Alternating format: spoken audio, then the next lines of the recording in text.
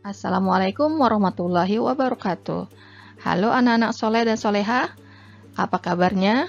Senang sekali hari ini kita bisa ketemu lagi di pembelajaran IPA pada materi Sistem Pernafasan pada Manusia.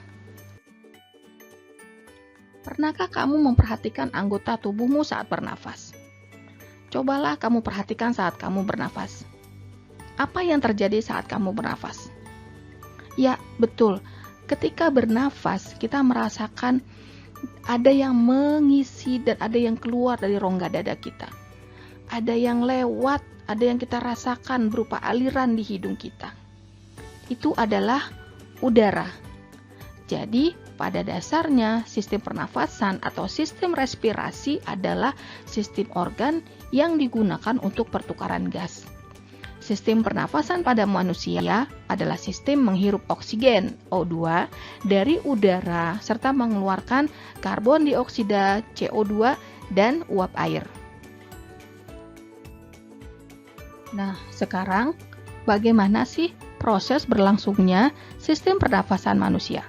Yuk kita simak penjelasannya. Pertama, udara atau oksigen masuk melalui rongga hidung atau rongga mulut kita menuju tenggorokan. Nah, dari tenggorokan ini, udara atau oksigen tersebut dialirkan masuk ke paru-paru. Ini yang dua ini adalah paru-paru kanan dan paru-paru kiri. Nah, selanjutnya, oksigen yang sudah masuk ke paru-paru ini akan ditukar menjadi gas karbon dioksida. Selanjutnya, karbon dioksida dan uap air hasil proses pernafasan ini akan kita keluarkan melewati tenggorokan juga, lalu keluar melalui rongga hidung ataupun rongga mulut. Dari penjelasan tentang proses berlangsungnya sistem pernafasan pada manusia, jika akan kita gambarkan dalam sebuah bagan, maka hasilnya akan seperti ini. Pertama, udara masuk melalui hidung atau mulut, kemudian udara disalurkan melalui tenggorokan, lanjut udara masuk ke paru-paru, kemudian terjadi proses pertukaran oksigen dan karbon dioksida dalam paru-paru, terakhir karbon dioksida dan uap air dikeluarkan melalui hidung atau mulut. Dalam sistem pernafasan, kita mengenal istilah inspirasi dan ekspirasi. Apakah itu inspirasi dan apakah itu ekspirasi? Oke, inspirasi adalah proses di mana ketika udara bergerak masuk ke dalam tubuh kita atau pada saat kita menghirup oksigen. Kita lihat di sini ketika kita menghirup oksigen, rongga dada kita membesar karena otot-ototnya berkontraksi dan di sini diafragma bergerak turun. Jadi keadaannya seperti mendatar.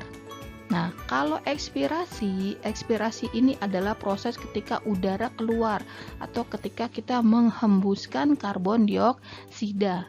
Di sini rongga dada terlihat mengecil. Kenapa rongga dada mengecil? Karena otot-ototnya berelaksasi. Nah, diafragma ini bergerak naik. Itulah perbedaan dari inspirasi dan ekspirasi. Berikutnya, ada berapa sistem pernapasan yang kalian ketahui? Di sini bisa kita lihat bahwa sistem pernapasan pada manusia itu ada dua, pernapasan dada dan pernapasan perut. Apa beda dari kedua sistem pernapasan ini? Yuk, mari kita simak penjelasan pada slide berikutnya. Yang pertama, pernapasan dada. Apa itu pernapasan dada? Pernapasan dada adalah pernapasan yang melibatkan antar tulang rusuk. Bisa kita lihat di sini di gambarnya ada pernapasan dada proses inspirasi, pernapasan dada proses ekspirasi. Di mana ketika pernapasan dada inspirasi tulang rusuknya terangkat karena otot antar tulang berkontraksi mengakibatkan rongga dadanya membesar. Nah, ketika ekspirasi tulang rusuknya turun. karena otot-ototnya berelaksasi sehingga volume rongga dadanya mengecil. Berikut, Miss Yeni akan tampilkan bagan pernafasan dada pada proses inspirasi. Kita bisa lihat di sini, ketika kontraksi otot antar tulang rusuk, maka tulang rusuk terangkat, sehingga rongga dada membesar, paru-paru mengembang, tekanan udara dalam paru-paru rendah, mengakibatkan udara keluar masuk ke paru-paru. Sebaliknya, ketika proses pernapasan ekspirasi, maka bagannya akan seperti ini. Yang pertama, relaksasi otot antar tulang rusuk. Berikutnya, tulang rusuk akan turun, sehingga rongga dadanya mengecil. Ketika rongga dada mengecil, paru-paru juga mengecil. Ketika paru-paru mengecil, maka tekanan udara dalam paru-paru tinggi, yang akan mengakibatkan udara keluar dari paru-paru. Sistem pernapasan yang kedua adalah sistem pernapasan perut. Di sini kita bisa lihat apa sih pernapasan perut itu. Pernapasan perut adalah sistem pernapasan yang melibatkan otot-otot diafragma. Jadi jelas ya perbedaannya. Kalau tadi pernapasan pada dada melibatkan tulang rusuk, kalau pernapasan perut melibatkan otot-otot diafragma. Nah, di sini kita bisa lihat perbedaannya antara pernapasan perut inspirasi dan pernapasan perut ekspirasi. Ketika inspirasi, otot diafragmanya berkontraksi sehingga ototnya menjadi mendatar, volume dadanya membesar. Saat itulah udara masuk. Pada saat ekspirasi, otot diafragma relaksasi, otot perut berkontraksi, diafragma akan melengkung ke rongga dada sehingga udara keluar dari paru-paru. Untuk memudahkan kalian memahami tentang sistem pernapasan perut, di sini Miss Yeni akan memperlihatkan kepada kalian bagan pernapasan perut pada proses inspirasi. Pada proses inspirasi, kontraksi otot terjadi pada diafragma. Lalu diafragma berada dalam keadaan mendatar, sehingga rongga dada dan paru-paru akan mengembang. Ketika hal ini terjadi, maka tekanan udara dalam paru-paru akan rendah, sehingga udara luar masuk ke dalam paru-paru. Berikutnya kita lihat kebalikan dari bagan pernapasan perut inspirasi. Di sini Miss Yeni akan tampilkan bagan pernapasan perut pada proses ekspirasi.